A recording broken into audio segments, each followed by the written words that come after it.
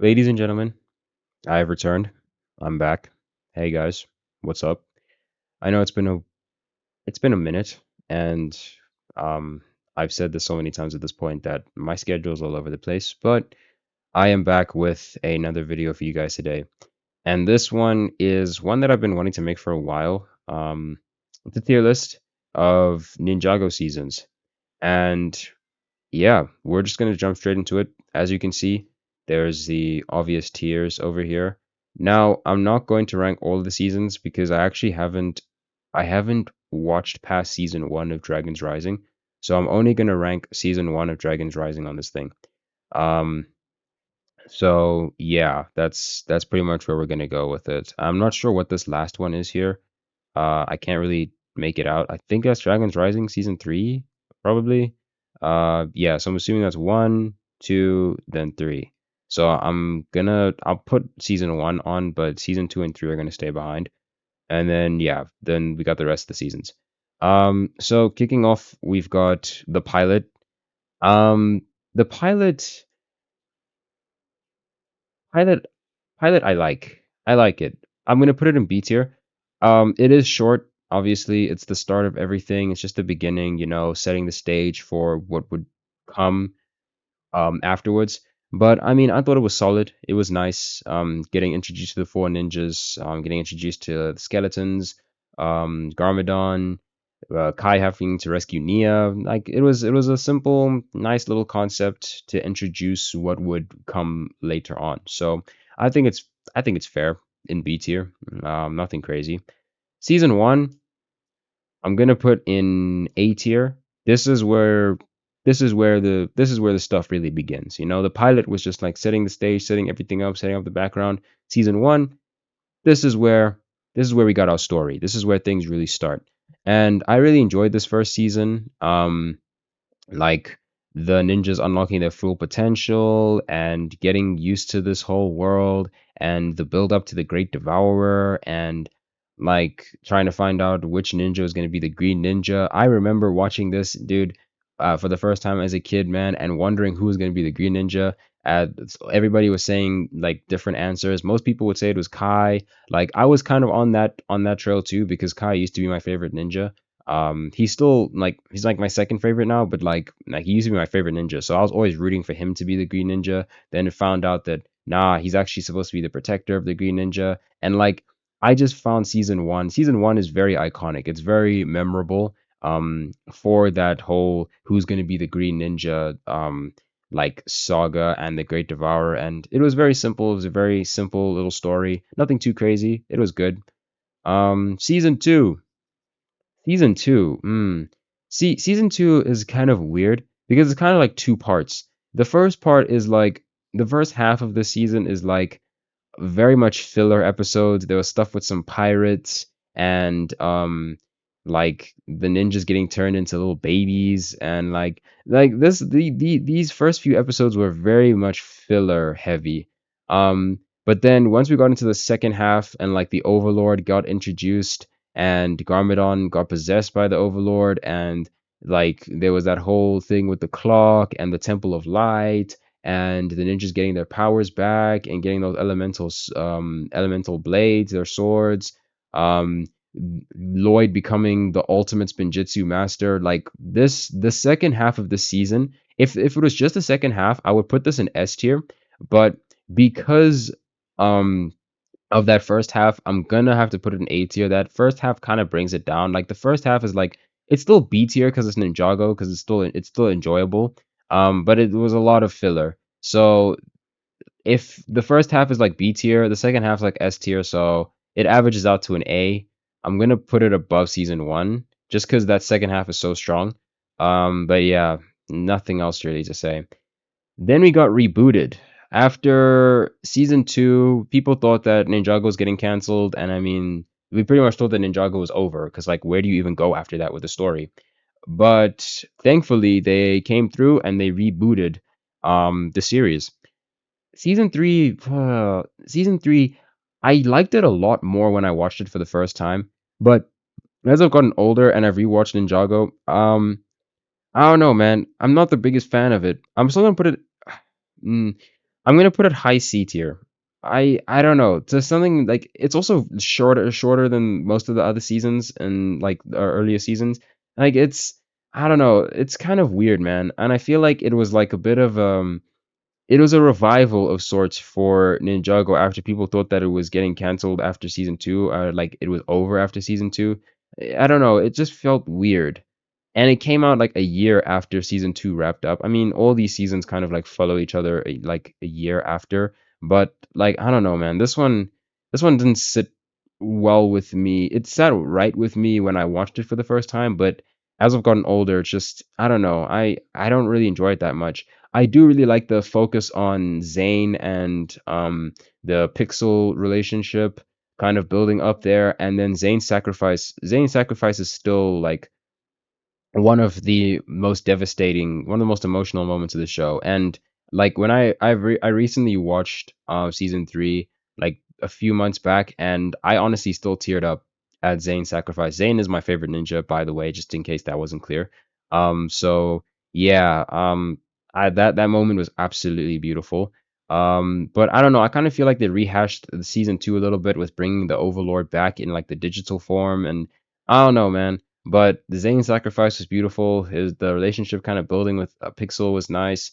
I found the futuristic stuff, the futuristic Ninjago, kind of interesting. It was pretty interesting, and like the new tech weapons that they got, it was nice. Like they had some good ideas here, but I do think that it was brought down a bit just because the story felt, I don't know, it felt like they were trying to piece together something after everyone thought that everything would end after season two. I don't know, man. It just felt a bit like it didn't sit right with me. I can't really like go into detail, but like it just something about this season just doesn't sit well with me. Also, like the length of it, it's just shorter than other seasons. So yeah, but I mean, there's still some moments, of course, because it's Ninjago. So yeah, I'm also not a big fan of the intro.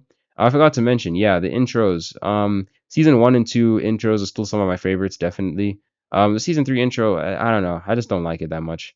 Season four, yeah, now we're talking.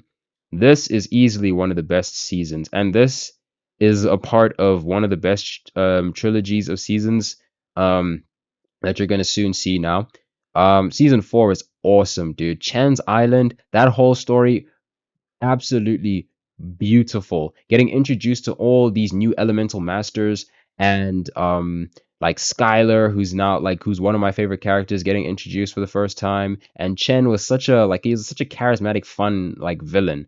And then Klaus, some providing some interesting like background for Garmadon as well.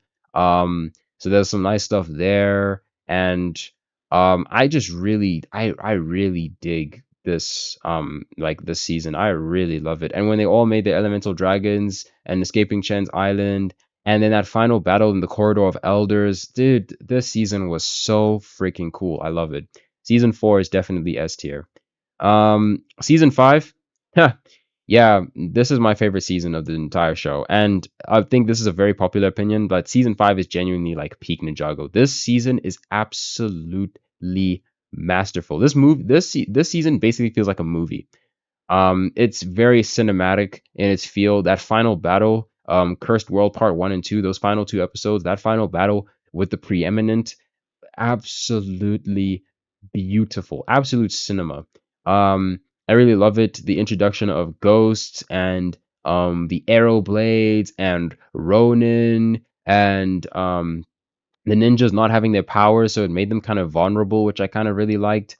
It was a nice aspect. Or air jitsu getting introduced, dude. This season did wonders for the Ninjago like world. It did absolute wonders for Ninjago as a whole. It is such a beautiful season, and Moro is still my favorite villain. Like he was so flipping cool in every scene that he was in. I absolutely loved it. The ninjas traveling. Um, the ninjas traveling up on a mountain and like everything about this season and the temple um like everything about this season and Cole getting turned into a ghost as well. Dude, this season, so much to love about this season, so much to love. Season 6 um I'm gonna put an A tier. I'm actually gonna put it above season 2.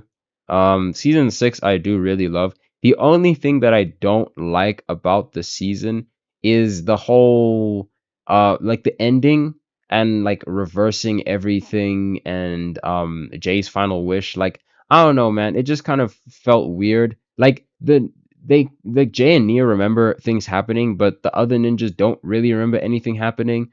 And like the whole season just kind of got like retcon basically. Like I don't know. This like that ending for me was weird, but I absolutely love the aspect of a Jin. Ninjago's always got these unique ideas that they're coming up with, bro. Like a Jin, getting his band of pirates together and trying to trap the ninjas in his sword of souls. Like, dude, Ninjago is so creative when it comes to their plots, man. I swear, dude. Yeah, this season was awesome, man. I loved it. I just didn't love that ending, kind of like retconning everything. Jay and Nia being the only ones who kind of remember what happened. Other than that though, this season was wonderful. So definitely an A tier. And I like that Jay got like some nice focus on this in this season. It was really cool. Um, Day of the Departed. I'm gonna put this in D tier. I don't really like it. I liked it the first time when it was first introduced as a Halloween special, but then I've rewatched it like a couple more times and I just don't like it. I just don't like it. Um, Not really much else to say. I like that Cole got turned back into human. I guess that was nice. But other than that, nah, don't really care for it. Hands of Time. This is going to go in C tier. I don't hate it as much as a lot of people do, but uh, I don't know, man. Like this story, just like I feel like the only interesting stuff that was going on was anything to do with the time twins and Kai and Nia. Everyone else didn't really didn't really do much of anything in this season, to be honest. Like the only interesting stuff was with Kai, Nia and their parents, and then Crux and Necronix. I also like the aspect of Wu kind of like aging rapidly, and then eventually dying technically, but then we come to find out in the season afterwards that he didn't really die. Um, but I mean, it was nice that Kai and Nia got like sibling focus this season. It was nice. And I do think the Time Twins are some like badass villains. But I don't know, man. It just like every other character was just kind of dry for me. But yeah, I mean, with other seasons where it focuses on a particular character, the other characters were still at least doing stuff that interested me. But with this one, it's just like I kind of forget what everyone else was doing, what everyone else's little side stories were. Kai and Nia were the only really one like, or the only two ninjas that really like shined throughout because it was their season. But yeah, C tier, but I don't hate it as much as other people do. Season 8. Now, season 8 is controversial for one reason and one reason only. And that is that they decided to switch from the original designs that they've been running with for the last few years into the movie designs. And honestly, I was a bit skeptical as well. I was kind of weirded out when I first saw like the trailer, like the TV spot trailer for Ninjago season 8 on Cartoon Network for the first time. I was kind of weirded out. I was like, they're really going with these designs, the new ones. I was kind of shocked. So I was a bit skeptical going in, but oh, sorry. But this is my second favorite season of Ninjago. This season was so well written. Like if there's one thing I can take away from this season is that the writing was absolutely beautiful. It was so mature. Like yeah, there's still like the usual jokes here and there and stuff, but like this season had such a mature feel to it. Like the tone, like there was like a tone shift from season 7 to season 8. Everything felt a lot more serious and it felt like so gritty. When I'm doing my own writing, I actually kind of do take a bit of inspiration from this season because like the tone shift and how dramatic things got, especially with like the whole mystery around the Quiet One and trying to resurrect Garmadon with the Oni masks and dude, this and that whole and the biker gang, like dude, this season is beautiful and Mr. E, dude, I cannot forget about Mr. E, dude. Like this season was nice, bro. This season was flippin' nice, dude. And the cliffhanger at the end, dude, devastating. Absolutely devastating, man. So, yeah, season 8 is so flippin' good. Again, I was skeptical with the movie designs going in, but it really doesn't matter that much. And now we're kind of used to it. Like they've been running with this since 2018 now, and it's been like 8 years. So like, we're kind of past the point. We've had these designs for as long as we've had the old designs at this point. So like it's like 50-50, dude. Like it really doesn't matter. You'll know this is Ninjago as much as you know that this is Ninjago. Like it's the same, bro. It's the same. So season 8, absolutely phenomenal. I love this season. Season 9, picking up after the devastating events of season 8. This season, I'm gonna put, frick it, I'm putting it in S tier. I love this season, man. I like how the ninjas are kind of separated.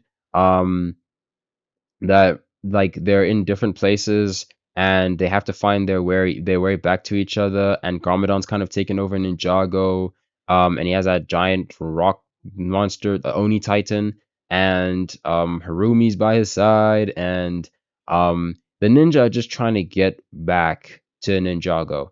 And the stuff that was going on over on their side is interesting. The stuff going on Lloyd and Nia's side with the resistance was really interesting. I like that. I like that they brought Skylar back. um, like this was a great season, man. I absolutely love the season. And that final battle with Wu and Lloyd up on the rooftop of the tower with Garmadon, that was so flipping cool, man. Yeah, this season was dope, man. I love it. Um, then we have March of the Oni. This is very short. It's only 4 episodes, but for what it was, I think it wrapped up the story very nicely.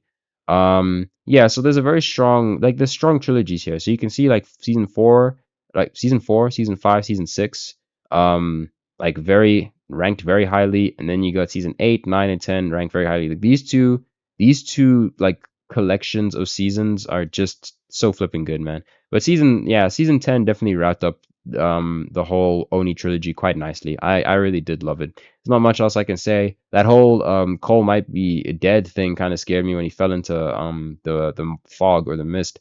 That was kind of scary. But I mean, yeah, this season wrapped up the Oni trilogy quite nicely. And I like that the monastery was brought back. But yeah. And then we got season 11. Okay, so we've got like the two parts here, and then we've got the joined one. I'm just gonna put, actually no. Let's separate the two. Starting off with the ice part of this one, where Zane was Ice Emperor. This one I'm gonna put in B tier. I do think it is much stronger than the one with the Sphera and the fire snakes, people, whatever, the Kai stuff. This one was fairly strong. I really like this one. I like this one a lot. I can't remember this character's name. Was it like a Akira or Akira or something? But yeah, like the introduction of her character is really nice. She was really cool. She had some nice banter with Lloyd. Yeah, I think B tier is a fair enough spot. And then this one, D tier. I don't like it. I don't really like it at all. Actually, it's kind of boring.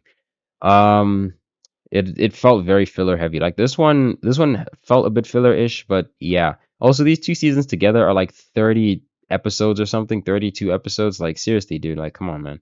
It was way too long. Um, but yeah. And then I guess I'll put the overall between B and D, it's like a mid to high C, I guess. Yeah, I'll just put it there. Season 11. Prime Empire.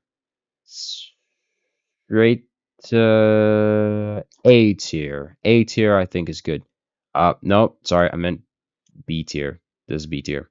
B tier because I do like the aspect of going into like a video game world. I think it's really nice. It kind of reminded me of season 3 in a lot of ways with like the futuristic stuff, like the video game futuristic. They kind of have similar vibes, so I kind of got it was like entering. It's like that episode where they enter the Digiverse in season 3. It kind of reminded me a lot of that in season 12.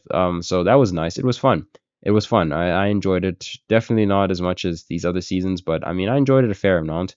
Um, I'll put it above season 11, part 2. Um, then we got Master of the Mountain. This is the final S tier placement, I think. Yeah, I think these 5 seasons right here are my top 5 favorite seasons without question.